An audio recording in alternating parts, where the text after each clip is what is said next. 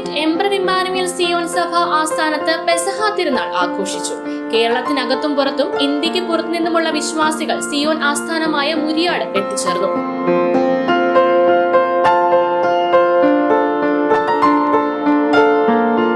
പരമ്പരാഗതമായി പഴയ നിയമത്തിലെ പെസഹ ഇസ്രായേൽ മക്കളുടെ ഈജിപ്തിൽ നിന്നുള്ള വിമോചനത്തെ അടിസ്ഥാനമാക്കിയുള്ളതാണ്. ഇതര ക്രിസ്തീയ സഭകൾ 2000 വർഷം മുമ്പ് യേശുക്രിസ്തു നടത്തിയ പെസഹായുടെ അനുസ്മരണമായി ഇത് ആചരിക്കുമ്പോൾ, സിയോനെ സംബന്ധിച്ച് ലോകമെമ്പാടും ചിതറിക്കിടക്കുന്ന ദൈവമക്കളെ ഒരുമിച്ച് കൂട്ടി ദൈവത്തിന്റെ നാമം സ്ഥാപിക്കുന്ന സ്ഥലത്ത് സൂര്യാസ്തമയ സമയത്ത് ആചരിക്കുന്ന തിരുനാളാണ് പെസഹ തിരുനാൾ.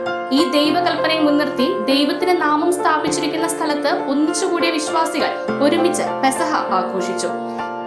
11 രാവിലെ മുതൽ ആരംഭിച്ച പെസഹ ഒരുക്ക ശുശ്രൂഷകൾ വൈകുന്നേരം പെസഹ വിരുന്നിനോടുകൂടി അവസാനിച്ചു. പരിപാടികൾക്ക് സഭാധീശൻ റവറന്റ് ഫാദർ ബിനോയ് മണ്ഡപത്തിൽ നേതൃത്വം നൽകി. വിശ്വാസികൾ ദൈവസ്നേഹം ജീവിതത്തിൽ പ്രകടമാക്കുകയും ഒരുമിച്ച് ജീവിക്കുന്നതിലൂടെ പരസ്പര സ്നേഹം വളർത്തുകയും ചെയ്യണമെന്ന് ആഹ്വാനം ചെയ്തു. വിശ്വാസികൾ വലിയ ആത്മീയ ആവേശത്തോടെയും ഭക്തിയോടെയും തിരുനാളിൽ പങ്കെടുത്തു. ന്യൂസ് ഡെസ്ക് വാർത്താ മലയാളം.